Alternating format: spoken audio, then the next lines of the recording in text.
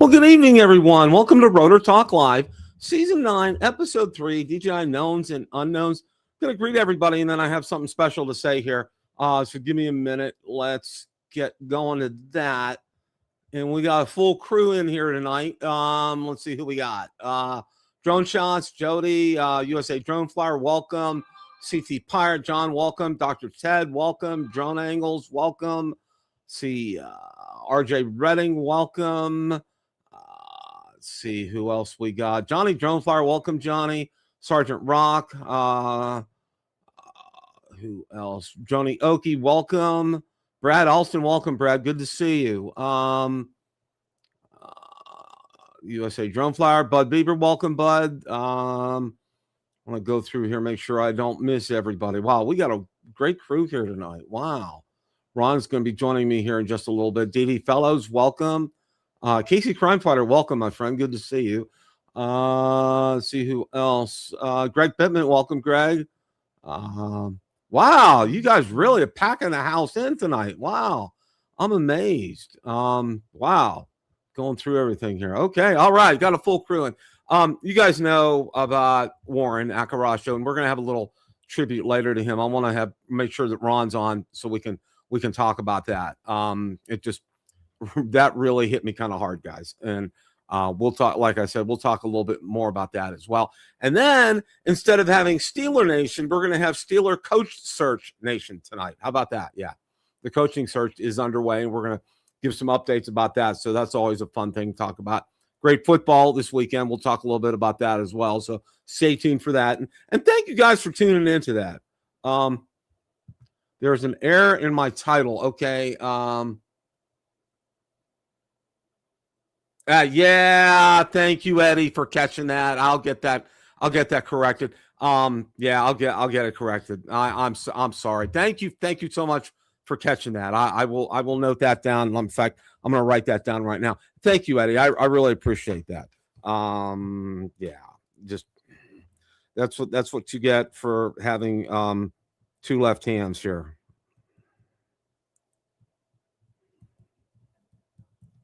All right. Okay. All right. Hope you guys. Well, there was also the National College Football Championship last night, which Indiana they beat Miami. I did not watch that. I am not a fan of either team. So, and then of course I got to see my Panthers. They played a great game this weekend, and then they did not play a great game last night. So, okay. All right. Actually got quite a bit of things to talk about tonight. Ron's going to join me here in a little bit. The first thing, and I must be slipping. Okay. I'm 67. So cut me a little slack. Usually I get all these articles out on Build a Drone Review Facebook group today.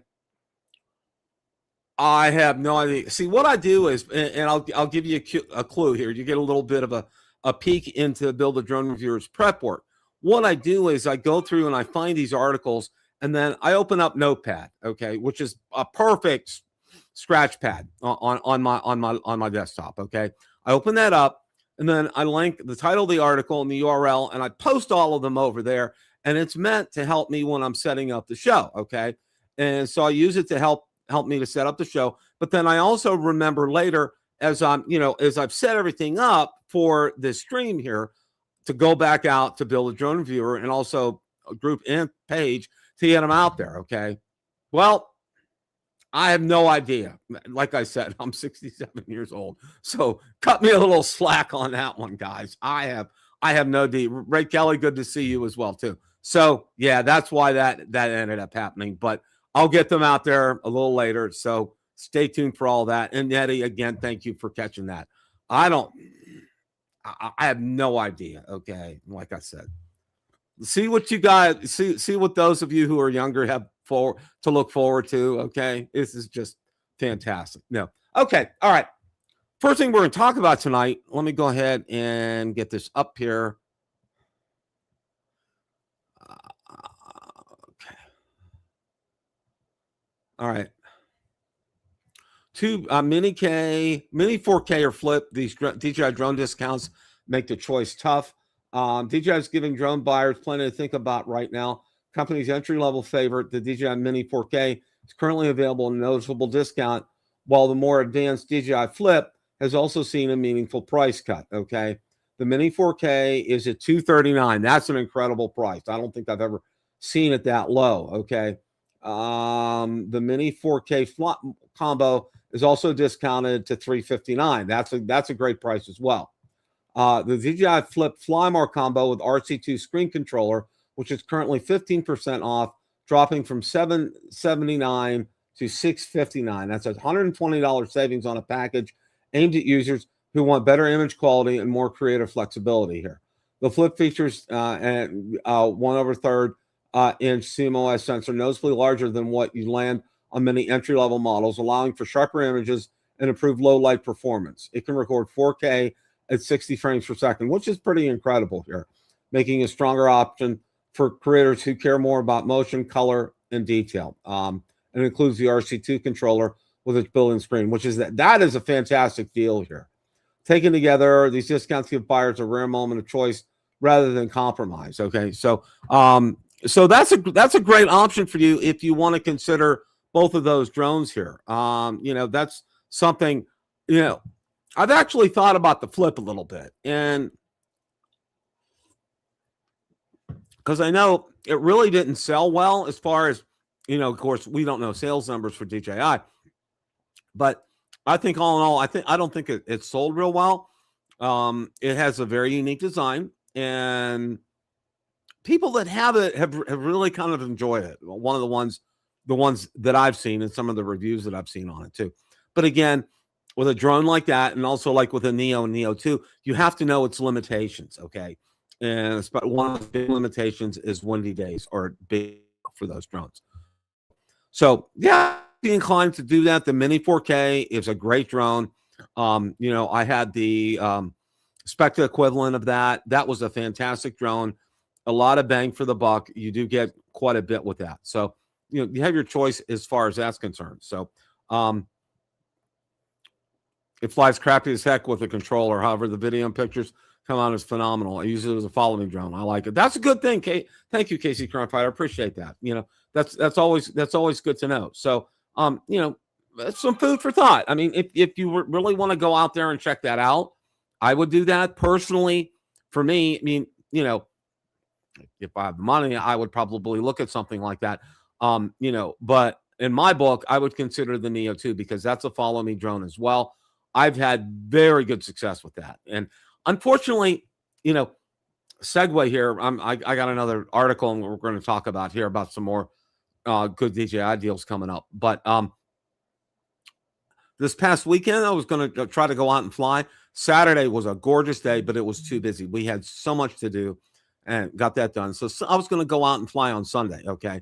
Our temperatures took one of these here. And then if you've seen any of the weather reports up in the Panhandle, up by Tallahassee and so forth in northern Florida, they had snow on the ground, okay? Yeah. Sunday was brutal. The temperatures yesterday went down all day. I think the high was like 50 yesterday, and it got to like 35 overnight. So we woke up, our furnace was running this morning. So, oh joy.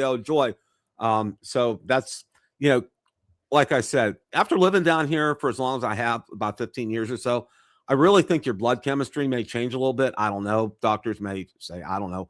But it feels colder. And the reason it does feel colder is because of all the moisture in the air. That's something that I found out early on. So, okay. All right. Next article here I'm going to bring up. With all these deals, nothing is off of DJI's list in terms of being able to talk about deals. And one of the things that has been on sale is the Mini 5 Pro, now available on Amazon starting at $759. Now, this was article yesterday, okay? On current Amazon pricing, the Mini 5 Pro is $759. The Flymore combo is $959. That's with the RCM3. The Flymore combo with the RC2 is $1,099. And the Flymore combo plus with the extended batteries is $1,349, okay? And, it is there's no doubt it's the best mini drone that's out there, okay? Bar none. I mean, you can't You can't argue with that at all. Okay. Absolutely. Cannot argue with that at all. And I absolutely thoroughly enjoy it. It has an incredible feature set on it. I think it rivals pretty much like an Air 3S kind of a thing. All right. And I really have really enjoyed being able to take that outside. And it talks about what configuration you should buy. Okay. For me, you guys know I bought it, but I went ahead and I got just the Mini 5 Pro. Okay. It's with the RCN 3-in-1 battery because I bought some extra batteries. I bought another hub to back up things. So because this is such a great drone and a great deal. So this is something I would highly recommend you guys checking out. I mean, it's available on Amazon. It just, there's the listing right there. And always verify ships from Amazon before completing your order. This ensures you are covered by standard Prime protections rather than dealing with third-party return policies. Okay. And kudos to Hey Kestelou, whoever put this article out on Drone XL. Here's Ron. Hey Ron, how are you, sir? Hey Bill, I'm doing well tonight. See, you found a good deal in the Mini 5. That's actually been around like a couple of weeks now. That 759 on that base kit. Yeah, I got one for that, the 759 from Amazon, and I got it in like 2 days. I mean, it was like boom, just like that. So, I saw. Did you see the drone DJ article today? The flip and the Mini 4K are like that kind of. I mean, they've been that low before, but their Mini 4Ks 239 and the flips down to 369 in the base kit.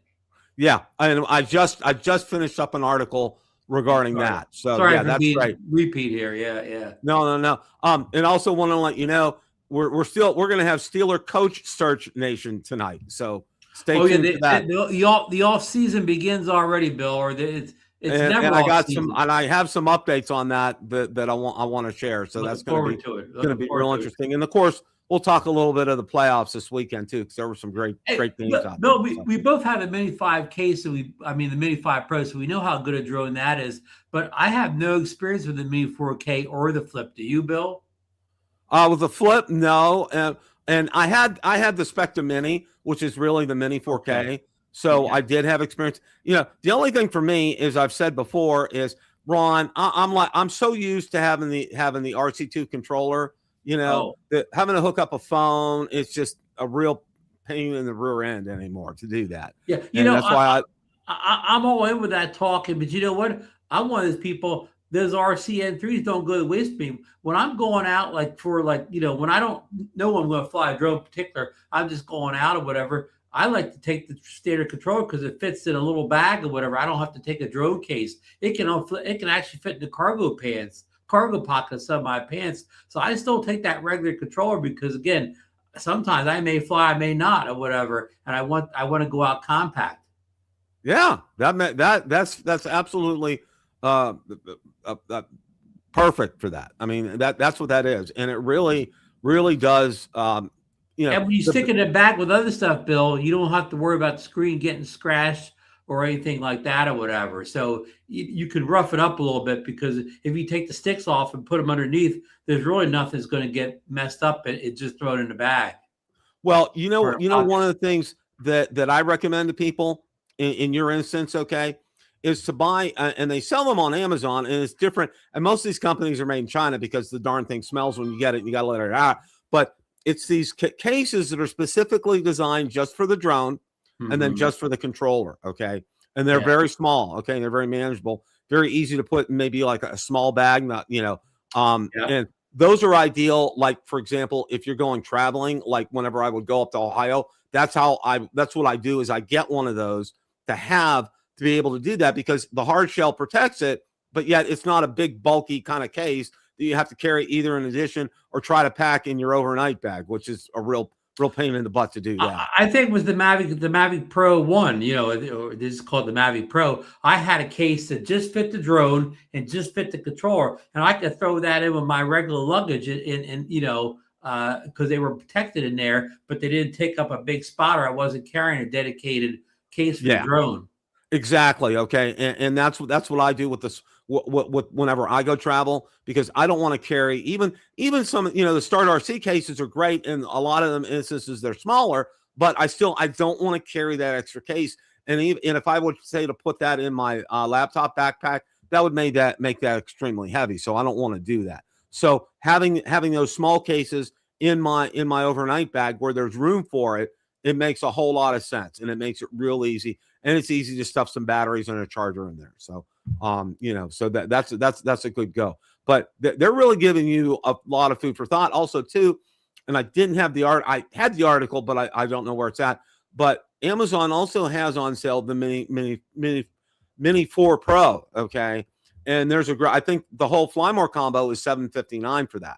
So that kind of gives you some food for thought. I mean, if you want to get the best and the brightest, the Mini 5 Pro is available. But for it's the same price. You get the Mini 4 Pro Flymore combo and the Mini 5 Pro, just the drone itself, for both the same price, $759. So it's like, what do you do in an instance like that? I mean, depends on what you're looking for, I guess. And first, if you're looking just for camera quality, I think I don't have the flip, so I can't. And somebody's telling me in the chat, who is it here? They were telling me. Casey Crimefires is telling me how good it is, how he likes it. But he makes mention, it has the same camera as the Mini 4 Pro, so you could buy. I think you could buy the Flyware combo for the flip like $100 cheaper than that price you quoted for the Mini 4 Pro. And get the same camera quality. Now I know it doesn't fly like the Mini 4 Pro, but it does all that fouling stuff like the little Neos do or whatever. So it depends. It kind of depends on what kind of flying you're going to do, Bill. That's true. That's very true. And also too, understand, your environment that you're flying into, because if it's a windy day, it's going to negate drones like the Flip and the Neo 2. But of course, if you're going to fly in a wooded environment, or kind of an environment where you can easily crash, your Mini 4 Pro's unprotected propellers are going to get caught and stuff, and the drone's going to go down on the ground. Where you're flying with a flip in this environment, it's just going to kind of bounce off things. So again, it's like a tale of two cities there. What kind of flying are you doing? Yeah, it's really, that's a really good point, Ron, is to really kind of know the environment that you're flying in. Because, if you're going to be flying in a wooded area, then you want to investigate that possibility. Also, too, and I have yet to get them because I ordered them from China, but the prop guards for the Mini 5 Pro are on their way for me, and I'm going to be doing a test on that as well. So if you're flying like in a wooded area, and be aware, because, and some of the reviewers have pointed this out, okay, you're not going to have normal flight characteristics when you put these on the Mini 5 Pro, okay? That's just the way it is. And you got to understand that. You got to take that into account. And we're going to be having the article coming up about some winter flying tips. I know I talked about it last week, but I really kind of want to bring it up again because there's a couple of key points, because I know, and in fact, I think we're going to go, that's an article that I have coming up next year. Yeah, we're going to go ahead. I'm going to go ahead and shift to that right now, because there's a couple of things that I think a lot of people, they're all gung-ho about, they think, and true, one of the most important things about winter flying is keeping things warm, like the drone itself and also your battery, and not flying until you absolutely are getting it outside until you're absolutely ready to go. But one of the big things here, and I know this article talks about it, and we're gonna get into it. Battery management, cold is the enemy, and that's very true. And you want to keep them as warm as possible. In fact, keep them in your pockets where they stay very warm inside of a car. The second thing here is your environmental assessment. Snow just isn't snow. Okay. Now, I want to stop right here and remind people of something. Okay. If you have a winter morning out there, let's say that, and it's not really snowing, but it's cold and you see some condensation out there. Okay. And you guys all know what condensation is. What can happen with that? And also to realize, when the higher that you go up, the more chances you're going to have some precipitation. All right. That condensation will get on your propeller blades, even though they're spinning. All right. And the big enemy here, okay, and this is also too with airplanes, is ice. Okay. Because ice can build up on wings. That's why they defrost your plane before it takes off. And the planes also are equipped with heaters on the wings to make sure that, snow and ice doesn't accumulate on them. Well, it's the same thing with your drone, although you don't have that on your drone. Okay. You understand that those water droplets can freeze on your props, and a lot of bad things can happen with that, almost always resulting in a crash or something like that. So, not only would be wary of your environment, whether it's snowing or not, but also too in a condition where it's like you might have a mist out there, or it might be foggy out there and it's cold. Okay. Those are prime times for props to freeze on there. And also too, freezing can also affect the drone itself as well, because if it blocks like some of your intakes for cooling the drone off, it can overheat. So, you got to really kind of pay attention to that, because, flying your drone in the wintertime, it's more than just checking your battery. Like we said here, flight control tips, smooth winds in winter. Okay. And that means, you don't want to fly in sport mode. You don't want to go ahead and do all kind of crazy maneuvers out there. You want to go out there, get your shot, get your video in, and come back. All right. You're not out there to joyride, to have a bunch of fun, to see how far you can take it. No, this is not the time to do that. The time you want to go out there, get your shot, get your pictures, and come back home. That's the deal for that. Okay. Proper device storage, what you do after flying matters. And this is real. This really kind of came to a head for me, Ron, when we met at the beach. Okay. Because that was really the first time I ever flew a drone at a beach. And one of the things that I did right away when I got home was I had an air duster. Okay. And I opened my drone up and I got my air duster in there and I went throughout the entire drone. Okay. Because sand is a real enemy of drones. All right. And that's one of the things that I've always done is after I come back in from flying, and vis-a-vis whether, I'm just flying over here or I'm flying at the beach or another environment. Okay. I get that air duster out and I clean it out anyway. And the other thing that I do is I get a microfiber cloth, and maybe a little moist or damp, not soaking wet, but I go over the entire drone. Okay. And then the other thing that I do is I let it sit out for about an hour or so. All right. Because, being in the air in the house, having air circulating through it, if there's any moisture in there, it's going to dry it out. I just don't fold it up right away and pack it. Right? These are some other things that you kind of should know, but a lot of times, you just are anxious to get it packed it back up and put away. But no, I don't do that. Sometimes I'll leave my drone out for most of the day before I do that, which is probably an even better thing here. Okay? And Bill, I also don't, if the battery's warm, I kind of let them out and cool. I don't immediately shut them up in a case or whatever. I'll let them get back to room temperature or whatever. But back to our Florida thing, we were using landing pads that day, so we weren't landing in sand or anything. Yeah, yeah, exactly. Ron and I had used some landing pads. But as you mentioned, sand's constantly blowing at the beach, whether you use a landing pad or whatever, it's always blowing. So there's no way to avoid some sand getting on every device you take to the beach, whether it's your drone, cell phone, doesn't matter. Everything gets sand on at the beach. Exactly. Now, conversely speaking, there was also another article too, and this one was by Russ, and this is also kind of in the same line of thinking here. And I think we've kind of been talking about this as well, how to make your DJI drone last 5 to 7 years with these essential maintenance tips. Okay. And it's not necessarily, okay. And, I'll stop, and it's not necessarily maintenance, but it's also some of the things that you do. Okay. Best practices, we could call it, Bill. Yes, that's perfect, Ron. That's absolutely perfect. Okay. And, one of the things, fly smooth and not aggressive. And we talked a little bit about that in the article about winter flying is, you don't want to get out there and, fly sport mode all the time, put the pedal to the metal and really push things with it, because the more that you do that, number one, the chances are greater. When you're in sport mode, it shuts off a lot of your sensors and obstacle avoidance, and bad things can happen when that happens. In other words, Bill, you don't need to be full throttle all the time if there's not a reason for it to be full throttle. Exactly. It's like a car. You wouldn't take your truck out and put the gas pedal all the way down for the entire drive.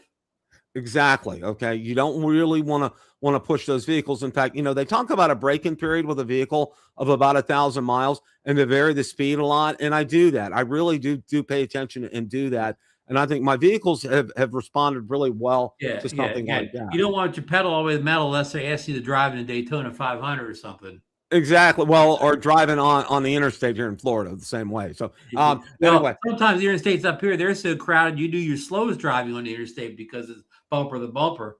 Yeah, well, we don't have the crowding problem here so much as we have the speed problem down here. And Russ also, number 2 point, when is your drone silent enemy? There are going to be days where you don't think you have a chance. your drone can handle 25-mile-an-hour winds. DJI drones are incredibly tolerant to wind, but just know if you're going to be doing that on a regular basis, over a long period of time, there's gonna it's going to cause your motors to wear out faster. All right. And you know, and that's a good point that Russ brings out is about that. If you're flying constantly in like 25-mile-an-hour or more winds, your motors have to work twice as hard. Okay. Because they're trying to maintain and keep the drone at a level balance in order for you to get your shots and video. So, and the compensating for that in turn, you know, those motors are going to wear out sooner. So understand there's a trade-off with something like that. Now, we already talked about heat management matters more than you think. And, you know, again, you know, to my two of my best tips are stay in the vehicle until you're just ready to fly. Same with your batteries, and either keep your batteries in your pocket and zippered, or keep them in your vehicle. And if your vehicle's on, all the better as far as that's concerned. Bill, heat management, heat actually means don't be flying, you know, in real hot temperatures all the time too, without letting the drone. Exactly. Okay. That has to be something you'd be more concerned about in Florida. Now, let me just, I know I don't want to catch off too much. I don't make a big decision, but I live in a climate. Believe me, I'm not as cold as some of the people in Minnesota and the northern states. But you know, in the winter, when I go to fly, it could be anywhere from 32 to 40. And, you know, I mostly just drive the car right up to where I'm going to fly. I pull the, you know, the drone out of the hatch or whatever the car, slap the battery and get up there. I almost never have any problem with batteries not being, you know, not being ready to go, whatever. I mean, some people do, but it's not like I hike a mile outside before I fly the drone or whatever. You know, like I just get it right up in the air, get it going. I've never had any problem with flying in cool weather conditions. But again, I understand maybe somebody's out there hiking the trail for a couple miles, you know, and then they put the drone up. But again, if you're just popping out of your car or whatever, putting up in the air, I've had no issues. Yeah, I absolutely agree with that. Now, you know, this is kind of a no-brainer here, but you know, and I want to, you know, and I'm pointing these things out because a lot of times these are people, these are obvious to us, but you know, it's to put best practices in place and to have something in place all the time. I mean, if you physically need to have a checklist after you bring your drone in every time, or you know, on a weekly basis, things that you need to do for your drone, do that. Okay, put an Excel spreadsheet together. Be creative about that. It doesn't really cost a whole lot to do that. Now, one of these things that's probably one of the most important things is drone battery health. All right, and you know, one of the rules is, you know, if you're going to store your drone long term, meaning I'm going to say maybe 3 or 4 weeks before you use it again, you want to make sure that you keep those batteries at about 60%. All right, and a lot of the modern charging options available have that feature. I know some of the aftermarkets that I've purchased out on Amazon have that feature available, and they also have a lot of great information. For example, I have a great one for the Air 3S, and it provides a complete breakdown of each battery, you know, where things stand with that, including the actual battery temperature. And I bought a very similar one for the Mavic 4 Pro and for the Mavic 3 Pro. So, you know, it really pays to keep an eye on what your battery health is, and to keep these charged and keep them at least at that 60% level so they won't drain. Yeah, I know and you don't Michael have Wright. to manage as much in the modern drones, Bill. The batteries mostly, if you don't use them for however amount of days, 2 weeks, whatever, they slowly discharge themselves. So whatever they think the storage charge should be on their own. Right.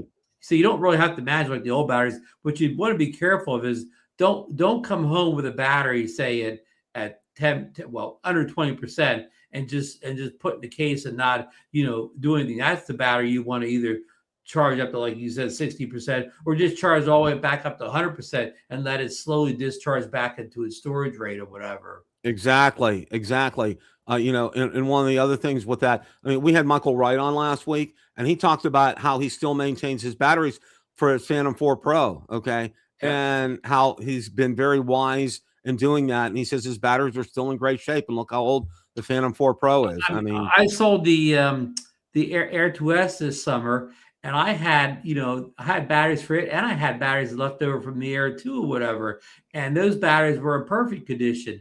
And those drones were from like, I mean, the Air 2 may have been from 2000 or 1999. The Air 2S like a year later, and those batteries are perfect just by doing. And they weren't smart back then either. They didn't have the discharge the home thing or whatever. But if you handle them right, everybody thinks all batteries are gone in a couple of years. They are if you don't take care of them. But if you take care of them, you have a good chance of getting 5 years or better, like in case of my batteries and Michael Wright's batteries. Absolutely. We're at the point here. We're going to be talking about DJI knowns and unknowns. And the first thing that I want to talk about is this, and DJI Pocket 4 and DJI Avata 360 release updates. And Okay. I have an article up here. Okay. I had to go out to X because there was nothing on Drone XL and there was nothing out on Drone DJ for this. But I want to go ahead. It's been all quiet on the Western Front of these products for a while. Yeah, it has been. But there was a little bit out here on X, on formerly known as Twitter here. Okay. And if you're out on X, you want to follow, there's another one called DJI Rumors. You do want to go ahead and follow them here. Okay.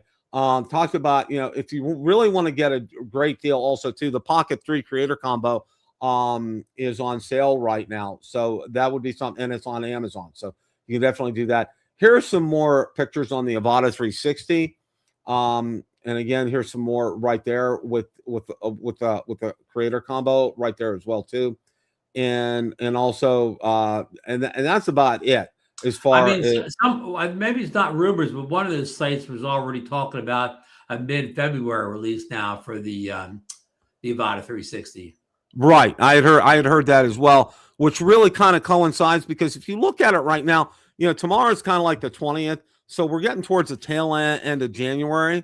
And that would make a lot of sense as far as that's concerned. I think, and this is just me, Ron, I do believe that these, like Amazon and whoever, they have them in stock. Okay. Maybe not necessarily Amazon, but our overseas places like in South Korea and Japan and China, I believe they're already stocked up with the Avata 360. And doesn't DJI have a history of releasing drones in February? Like I know what do you call it? The DJI Air, the first Air came out in February. I believe the Flip came out in February last year. I believe the Mini 4K came out in February. So they have a history of putting drones out in February, not necessarily in January. Exactly. Well, and I think too, the other thing that you need to realize, Chinese New Year is coming up. All right. And it's right at the end of January, beginning of February. And it's a full week. They're gone. Okay. There's no emails. They don't answer anything. So if you need to do something, especially with some of these companies over in China, especially like either AliExpress or Banggood or something, you want to get your orders in before then because they're not going to process anything. All right. And don't go out on eBay and order something from somebody from China expected to ship because it'll sit there for a week before it even gets out the door. So, that's something to keep in mind during this time period. Flamini has some information in the chat there. It was the most recent comment. Now it's second last. But what he's telling us is Chinese New Year is February 17th. Oh, okay. So maybe Avata 360 released before that. Thank you for that update, John. But what you're saying, Bill, is if it's not released by the 17th, forget it for a whole week or whatever. It won't be out between the 17th. I mean, it may be listed out there, but it's going to sit there, especially if you're buying from somebody in China. Okay. And Bill, that you wouldn't want to get the drone right before the Chinese New Year because if you need support, they wouldn't be available. That's right. Exactly. I mean, and that's something you need to keep in mind when you're considering this. If you're going to go ahead, if you've already made your mind up, you want to get the Avata 360, which I know a lot of you have, and was just cause. And I kind of am in that same boat as well too. You're going to need to either get it immediately, or if it's after the 17th, you got to wait a week. I mean, that's just the way things are with Chinese New Year's because they really shut down. And John, thank you for posting that. Appreciate that. Marcus wants to see you at the South Florida drone meetup. I sure hope so. As long as, crossing fingers that my beautiful wife has no Vertigo episodes, we sure should be there. So that shouldn't be a problem. Year of the Horse. Okay. Wow. Okay. Wow. Okay. All right. Very interesting. Thank you, Marcus, for that comment as well. Okay. So that's where things stand on the Pocket 4 and the Avata 360. I wanted to make sure to get you guys. You think we'll see a February release for the Pocket 4, or maybe they'll push that back even further, March, April? I'm going to say you might see a back-to-back release, meaning one week you'll see the Avata 360 and next week you'll see the Pocket 4. But they had talked about with a Pocket 4 that it may come, like in March. So I'd seen some articles about that. I mean, I don't know if the Chinese do this, but a lot of American retailers over the years have released stuff like, a month after the tax refunds hit. They don't want to release the products till the tax refunds are hitting. That's true. That's very true. Now, the next article that I want to talk about, and this is a great article, and this was put out there by Hai Kestelu, and it's called Opinion. DJI and the American Drone Delusion. We're not catching up. We're falling behind. Okay, because the whole, and I don't. All you guys know what's been going on and the whole deal with everything, and I'm not going to go over that. But the whole goal of what the United States is trying to do is trying to catch up to the Chinese. Well, Hai Kestelu is saying good luck and God bless, because that's probably not going to happen. And I have a tendency to agree with him. I did read through the article, and he does raise a lot of great points here, Ron. Okay. The reality, DJI commands 70 to 90% of the global consumer drone market and 83.48 of all drone detections in operational theaters worldwide, according to DE Drones 2025 data. The innovation gap. China accounts for 79% of all global drone patents granted in 2024 and controls 87% of all drone patent filings since 2015. DJI alone has 18,937 patents globally. The manufacturing chasm.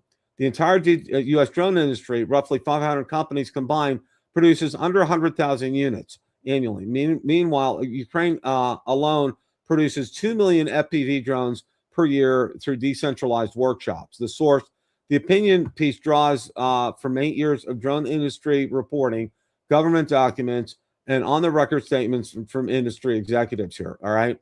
DJI drones succeed because they deliver on 5 pillars simultaneously: capability, affordability, availability, reliability, and ease of use, okay? But there's a sixth factor that makes DJI's position even more entrenched: ecosystem lock-in, okay? DJI just doesn't build drones. They build an entire ecosystem that creates massive switching costs. Their mobile SDK allows third-party developers to build specialized applications on top of DJI hardware. Hundreds of software companies, from managing platforms like Drone Deploy and Pixel 4D to inspection solutions like DroneBase, have built their business around DJI integration here. Then there's the payload ecosystem. DJI drones employ thermal cameras from FLIR, and it goes into some things like that. And there's some things, and again, you guys can go ahead and read this article as you will. How wide is the innovation gap between the DJI and U.S. manufacturers? Okay. Battery technology, DJI drones achieve 40 to 46 minute flight times. Most American alternatives offer 20 to 30 minutes. Okay. Obstacle avoidance, DJI's omnidirectional obstacle sensing has become table stakes for professional operations. Many blue UAS alternatives have limited or no obstacle avoidance. All right. Camera system, DJI's integration of Hasselblad cameras, mechanical shutters, advanced image processing, and AI subject recognition represents years of development the competitors simply haven't matched. Price to performance, a leaked DoD Department of Interior memo revealed that blue UAS drones cost up to 14 times more than comparable DJI platforms, while reducing the department's sensor capacity by 95% and meeting only 20% of mission requirements. Okay. DJI employs over 14,000 people in 2024, with 25% of this workforce dedicated solely to product development. Okay. What happened to all the companies that try to compete with DJI? There's a litany here: GoPro, Sony, Intel, Parrot, and Skydio. Who actually benefits from DJI restrictions? And I'll let you guys go ahead and read that as well. Do counter arguments hold up to scrutiny? The AI leapfrog theory, and again, these are things I think I'm going to best leave for you guys to do that. The privacy premium theory, the Ukrainian model. Why can't the United States just build its own drone components? And there's a good article there. That's a good part of this article right here. Again, this is an article. If you're going to read something, I would definitely recommend reading this. And then Drone XL's take here. Okay. It's a great article, but again, it's almost 95% references, enterprise drones and above or whatever. Nobody ever, none of these articles ever talk about consumer drones from U.S. drone makers. It's all enterprise level talk. Right, and that's a great point, Ron, because when they refer to Blue UAS, that is the framework that the United States government have approved drones for use for. But those, again, as Ron pointed out, these are enterprise drones. These are not consumer level drones. I mean, this article is written very well, but it was also, keep in mind, like Ron said, this was written from a perspective of enterprise level drones, not enterprise level drones are important. I'm not trying to diminish them all. They save lives, everything like that. But I mean, you and I don't buy enterprise drones. I mean, I love to see enterprise drones that use doing good, but we're buying consumer drones. And the question I got to ask you, Bill, is any of these American drone companies, I'm not going to name them by name or whatever, but any of the whoever from 1 to a dozen drone companies in the U.S. who are supposedly going to build drones, does any of them have one whiteboard anywhere in their offices where they have a whiteboard with a consumer drone on it? Yeah, exactly. Okay, because and that is a great point, Ron. And one of the things that people need to remember here is the big money maker for these companies, all right, are not consumer drones. They're commercial drones. Okay, they make a lot of money. DJI makes a lot of their money, much more money on consumer than commercial, or on commercial than consumer, but they still take care of the consumer segment as well too. All right, so that puts them in a very unique position to capture the consumer market. All right, these other drone companies that Ron talked about, okay, almost every single one of them, they're Blue UAS approved. They're for enterprise and for government contracts, for first responders and that type of thing.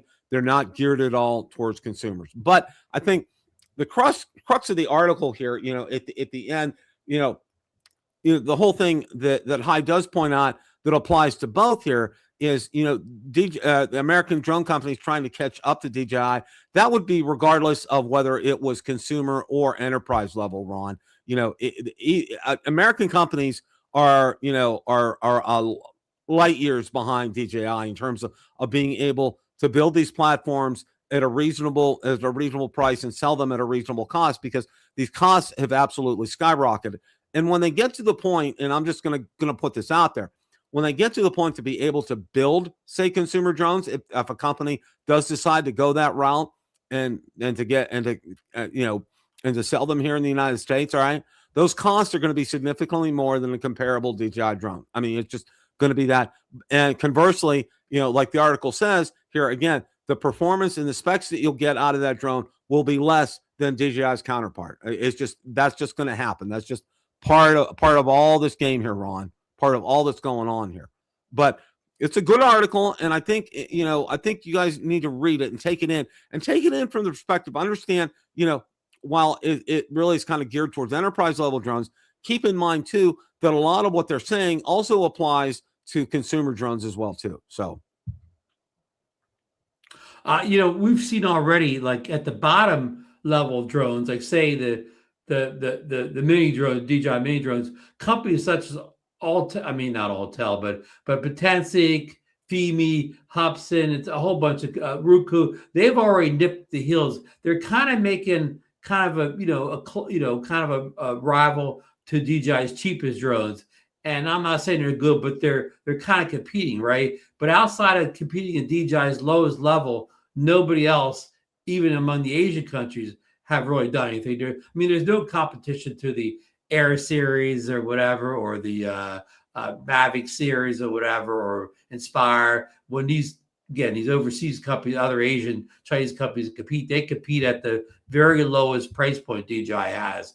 Alltel, which again has been around a long time, maybe not as long as DJI, but longer than most. I mean, they did kind of compete for a while with their little Nano series and then their bigger series of drones, but of course they've also got out of the consumer game. Exactly here. Now, we did go over this article last week, and this is from Drone DJ. And one of the things U.S. Commerce Department backs off FCC state's firm, and then backing off of this, because a number of people have brought up the fact, okay, that you probably heard the phrase "the sword of Damocles hanging over your head," and it would be very appropriate in this instance because what they're talking about is the Commerce Department backed off its ruling, and we covered that last week and we talked about that. But the FCC still has the option, and if I want to call it a nuclear option, call it a nuclear option, where they can retroactively ban everything. All right.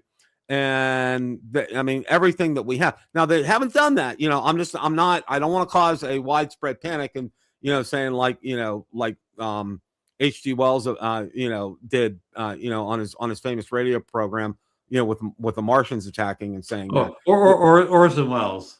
Orson Welles. I'm sorry. It was an H.G. Wells story. It was an H.G. Wells story. Orson Welles. Radio guy. Yeah. Thank you, Ron. Thank you. I appreciate that. Having Mars coming attack. This isn't like that. Okay. But I want to point this out. This is something to be aware of. All right. I don't think it's going to come down to this, because I think at the bottom line, I think probably what's going to end up happening, and this is just my gut feeling on this, Ron, I think what's going to happen here is I think the government's had a big win, okay, because they're not going to be preventing any new DJI drones from coming into the United States, the ones that haven't been approved by the FCC, all right?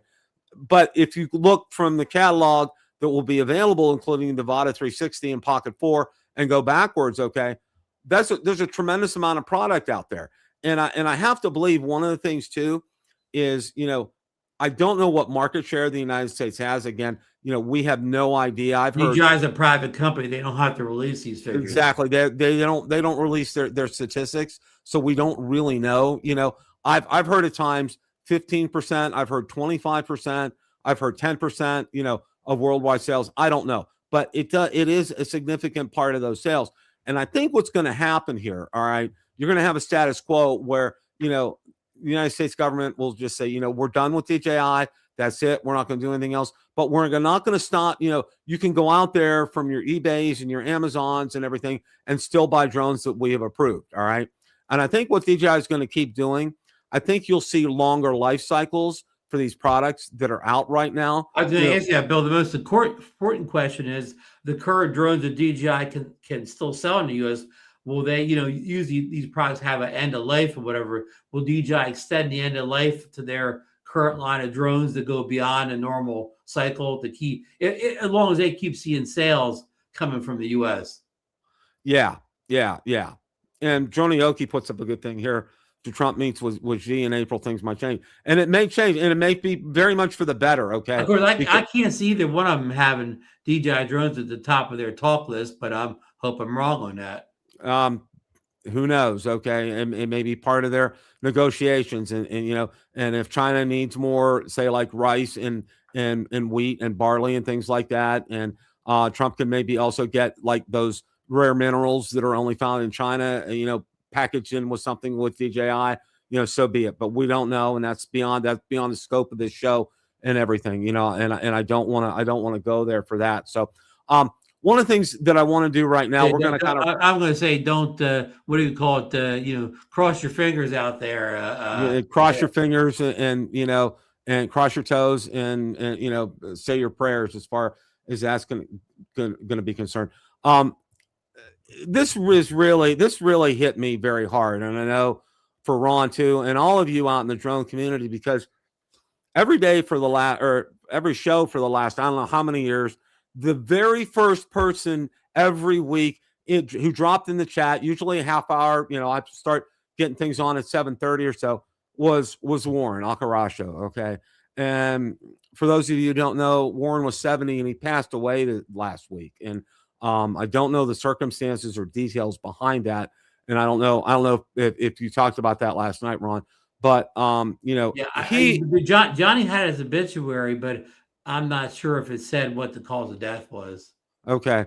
Because, it may have been a heart attack. I don't know, but we've lost him and we've lost a great friend. And one of the things that I can say, personally speaking, from my perspective and seeing the comments that he's put out there week after week. And also, when I was on Drone, when I'm on Drone Nation in the chat and seeing him, he always put, it's either something very humorous, to get people to laugh and to lighten up a little bit, or he would put some very insightful, very good comments out there. They weren't meant to agitate. They were meant for you to think on. They were meant to really cause you to say like, maybe that makes some sense. Maybe that might happen. And he was excellent at all those. Now, I do know from what I've seen, I think Bob Dempsey had him on his show maybe last year Right. once. The And I only think the that was only the time only he ever appeared on a live show. yeah, that was the only time. And God bless you, Bob, for having him on. That was great. And maybe you can go back through some of Bob's shows to be able to watch that with Bob Warren. he just put a tribute video up the other day where he put that clip in. So you can just go watch Bob's most recent video and you'll see it. There, thank you, Ron. That's great. And Marcus put his Warren's obituary in the chat here. Okay, thank you, Marcus. I appreciate that. I mean, he was, we never, a lot of us never met him, but I feel like we all knew him. And he was supposed to come to the South Florida drone meetup a couple years ago, but he wasn't there. That would have been real nice to be able to have met him. But, a loss in the drone community is all of our loss, okay? Because this is one thing. It doesn't matter if we're from, Timbuktu or Florida or New Jersey or Idaho or wherever, okay, or over in the UK. It doesn't matter. This is something that unites all of us, okay? And, we get excited and we're passionate about drones. Warren was like that. He really enjoyed the show. He enjoyed interacting with people on the show. And Warren had his own YouTube channel. He put out videos regularly. Wow. See, I didn't know that. Yeah. I did not know that. His face was on camera, but he was flying drones. Yeah, I'm gonna go out there and check that out. So, and I hope you all will do the same as well. Did he have a Facebook profile? I do not know if he did. I don't know one way or the other. Okay, all right. He did have a YouTube channel. He did post videos, like I said, of him flying drones. You won't see his face on the channel, but you will see him flying drones. And yeah, here's that. Thank you very much, Marcus, for posting that. It's a privilege and an honor and a blessing, I think. And Ron would say the same thing, and I know Marcus as well, and DeMarco. Every week being able to come on and to do these shows with you guys, we connect. We're not always physically together. We do have that opportunity coming up, the South Florida Drone Meetup, and I hope this prompts some of you to decide to push you over the edge to go to something like that, because it's important for us to get together. It's important to spend time together. Yeah, everybody wants to fly their drones at the meetup. And you know what? The great thing is rubbing shoulders with everybody. Some years I never take a drone off that day. Exactly. That's one of the things here that I think a lot of us will realize. So RIP Warren, thank you for spending time on our channel. Thank you for the great comments. Thank you for the humor. We really have enjoyed that. We're going to miss you greatly. And it was hard signing in tonight and not seeing your comment. I mean, I'm going to say that really kind of hit me hard not seeing that tonight. Yeah, so yeah. We're going to move on. You always come first to me here. You always exactly in the cast to me. And I think we all can say the same thing here. All right, this is the portion of the show. Okay, it's not Steeler Nation; it's Steeler Coach Search Nation tonight. Okay. Now, the first thing I want to talk about were some updates for the Steelers.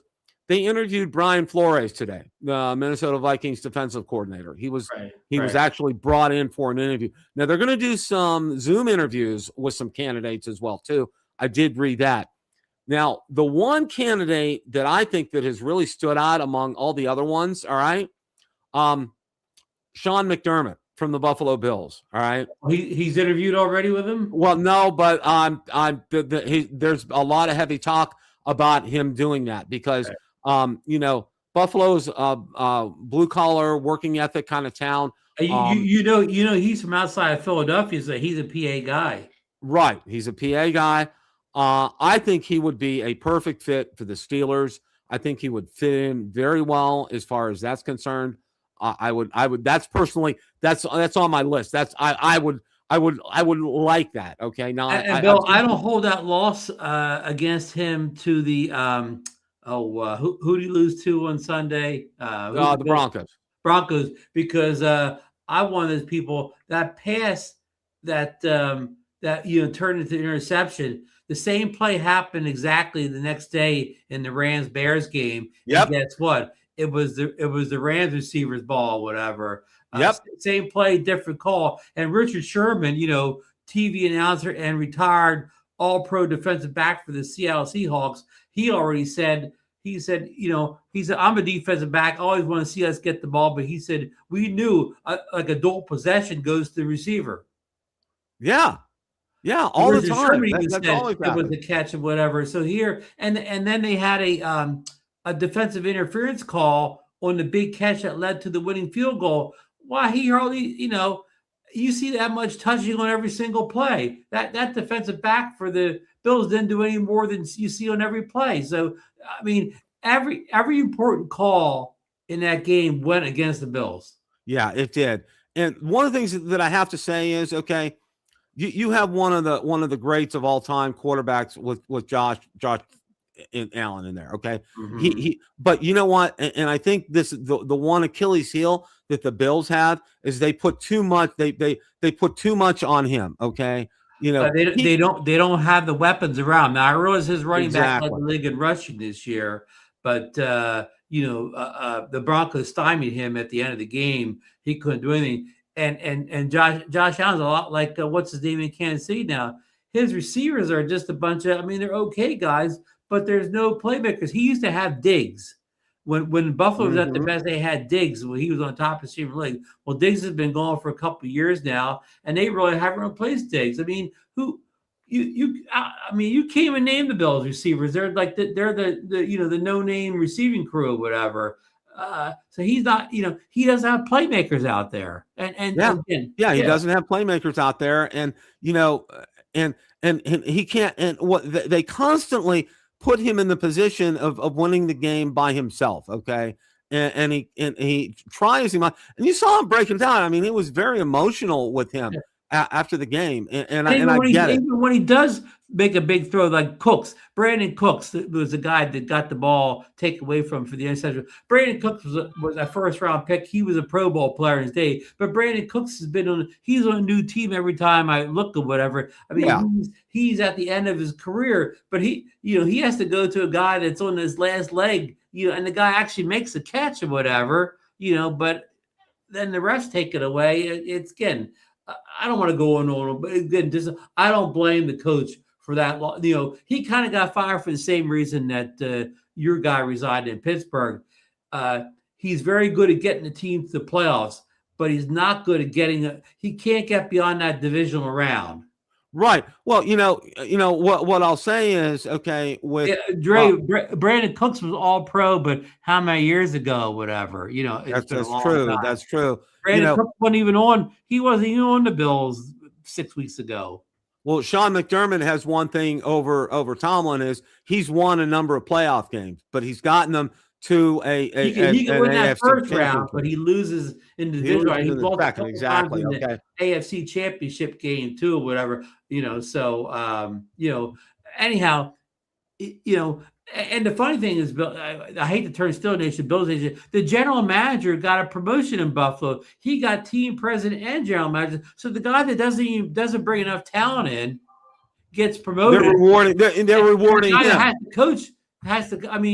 He gets fired. Now, believe me, the Bills are loaded on defense. They had the running back that led the league in rushing or whatever. So I'm not saying there's no talent there, but there's not playmakers at the skill positions, at receiver, tight end, whatever, Exactly. And even the running back led the league in rushing. They weren't throwing the screen passes. He wasn't making any plays in the passing game. Exactly. Okay. Now, I also want to bring up, okay, I don't know if you saw it, but I watched the Rams and the Bears. All right.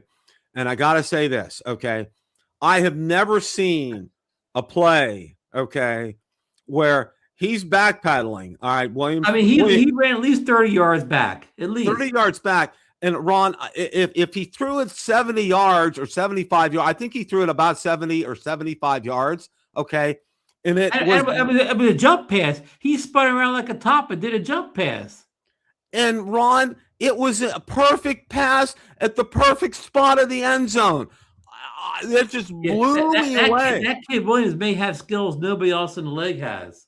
Yeah. Okay. And I thought, okay, with that and them tying it up, I said, they're going to win the game. Okay. This is just like it's written. Okay. They're going to win the game. But then they go and blow it in overtime. Yeah. I mean, And of course, they throw that, they throw the pick, right? They were driving for what would have been the winning score, and they throw the pick. But yeah, that's yeah. kind of been Williams' MO. I mean, he's only a second-year player, so I'm not being hard on Williams all, but he kind of does a lot of good things in the game, but he does some bad things. He's still young. He's still a young guy, but he may be the best someday, though. Well, I'll tell you what, the Bears have done like a 180 from a couple of years ago, and they've really turned themselves Makes around. a difference And when you get the right coach and the right quarterback. exactly, okay, you do that. And see, the one thing, okay, there's some other things about the Steelers that I want to talk about. Rooney You has forgot to mention Mike McCarthy's coming in for an interview also. okay, and you know what? All right, Mike You know McCarthy what? can He's kind of another talent type. He won a Super Bowl early in his career, but for the last in his last 10 years of coaching, he just treads water. He's good enough to get a team to the playoffs, but he's not really good enough to win once he gets there. And you know what I've said already about Mike McCarthy out on social media? I said, don't let the door hit you on the way out after your interview, okay? Because even though he's from Pittsburgh and that's all well and good, you know what? See ya. Okay, he's He seems like yesterday's an news. okay guy, so I'm sure he's going to interview real well. Oh, yeah, he'll interview real well. He'll say all the right things. I hope to God they don't hire him because it would be. And just I think his last year in Dallas wasn't good, but he had two like 12-5 or 13-4 back-to-back seasons. So he's going to point to that record. But somebody's got in mind, well, they were great records, but what'd you do in the playoffs then once you had that, once you won a division went in there? Exactly. Now, Rooney And has told. he's a lot like some coaches. He builds a team. He builds a team just good enough to the regular season and get to the playoffs, but he doesn't build good enough to go all the way. Exactly. Now, Rooney did make an announcement that all the assistant coaches are free to go out and look for other jobs. Okay. In other words, see ya. You're gone. Okay. Yeah, We're what the not gonna, offensive coordinator has also got some already. It's got some. yeah, Arthur Smith has already received requests from the Titans and I think the Cardinals to interview for their head coaching positions as well. So And the Titans are going to hire what they're going to. I forget who it was. They already know who they're hiring. Yeah, I did see an article about that. And you know what, with him, and here's the one thing that I gotta say, Ron. Okay, whoever is going to step in as a Steelers head coach, all right. Number one, okay. The other thing that the Steelers needed to do, which they didn't do, is Omar Khan needs to be shown the door. Okay, that man has no idea how to draft. He has no idea how to get talented players at their positions. None. Okay. And if you're a top coaching candidate, you got to tell the owner that I want to pick my GM or what. I don't want the holdover GM. Exactly. Okay. And there was a big fight. This was back in the day. This is before Tomlin. Okay. With Bill Cowher when he was there. And I think Donahue was a general manager at the time. Okay. There was a huge power struggle. Okay. And Cowher told Rooney, he said this. He was at the point, he says, you know what? I will walk, okay, if you don't get his candidate in as GM, and he did. And I forget who replaced him. Gil Bryan. You got to have a situation where the coach and GM are working together. Exactly. And they were not on the same page, okay? But they brought somebody in that did that, and it boosted the Steelers to be able to go on and win the Super Bowl, all right? It made a difference here. And that's the thing, too, okay? If I'm a coaching candidate coming into the Steelers, okay, here's two things that I asked Rooney. I said, number one, I want to be able to work with the general manager, and your general manager right now, are you looking at replacing him? Yes or no? And my second question is, what are you going to do about a franchise quarterback? Not a 1 year or a 2 year wonder. Okay. Are you going to bring in a franchise quarterback who's going to take the team to the next level? Okay. Because, and if I was the candidate, I would say, look, it was a long time between Terry Bradshaw and Ben Roethlisberger, okay? And we had a lot of wannabes there throughout the years. And I can rattle off 15 names to you right now, Mr. Rooney,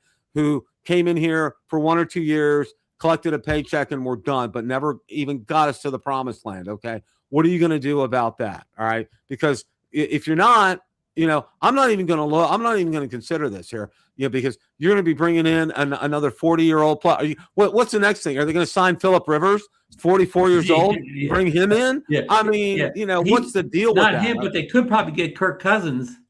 Probably, and I've heard rumors about that as well too. I'm like, good Lord, okay. I mean, he had to play down the stretch when the young guy got hurt. He did play well down the stretch for the Falcons. That's true.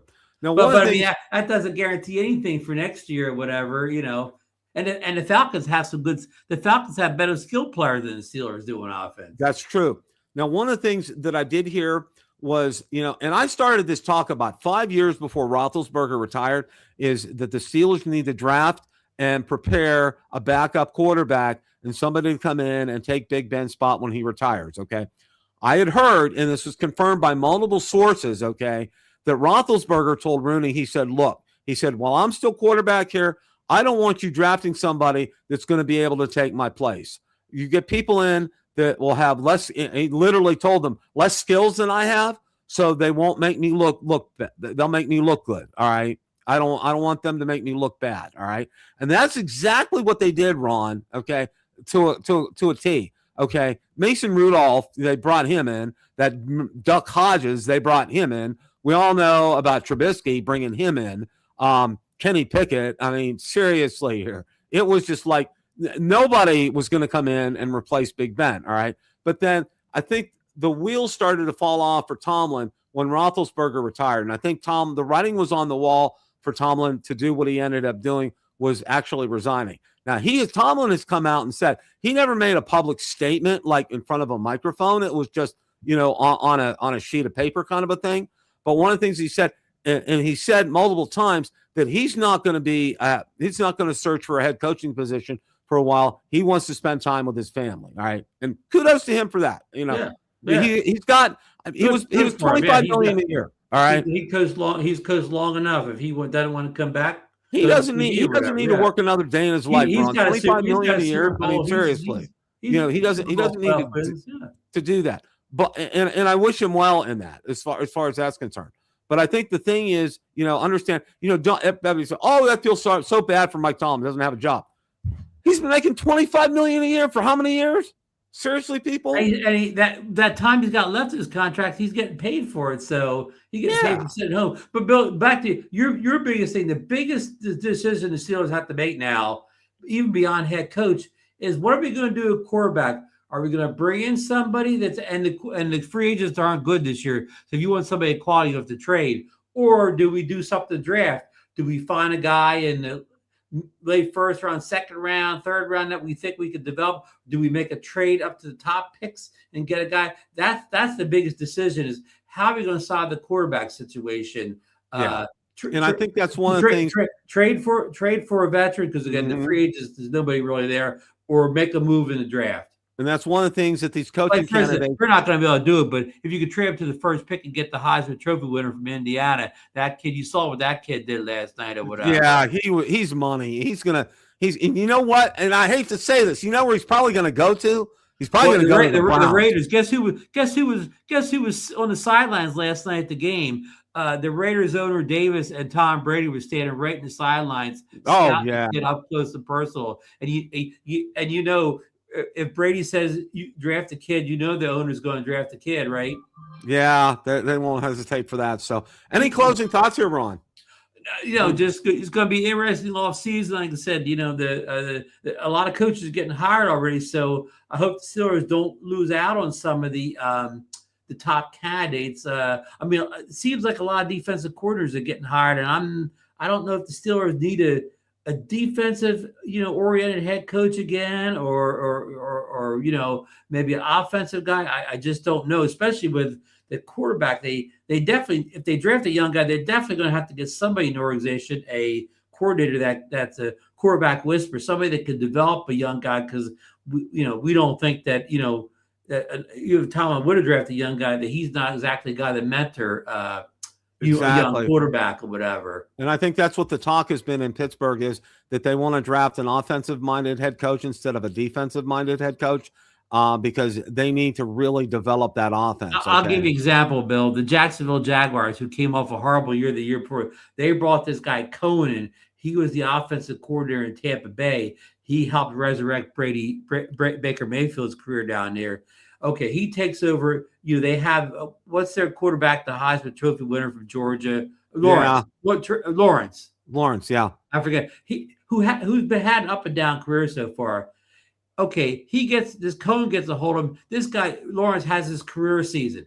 He's lights out this year. He's played like he's never played before in the pros. But guess what? Now he had a quarterback whisperer. He had a guy that knows offense, a guy that lives and breathes offense working with him, and that makes all the difference in the world, right, Bill? Exactly. And I'll kind of echo that as far as the football talk is concerned. The Steelers need to act sooner rather than later, and they are bringing in a number of candidates, which is really good as far as that's concerned. So stay tuned. We'll keep you guys up to date on that, and we'll also keep you guys up to date on what's going on with the Avata 360, the Pocket 4, and everything with DJI. It kind of was where things are with that. So guys, as always, again, also Marcus did post the link for Warren's obituary. And if there's contact information, drop something if there's a way to drop something to his family, please do so. I'm sure they would greatly appreciate it from us. That's it, everybody. As always, have a great day. It's always a great day to fly. Take care. Have a great rest of your week. Good night, folks.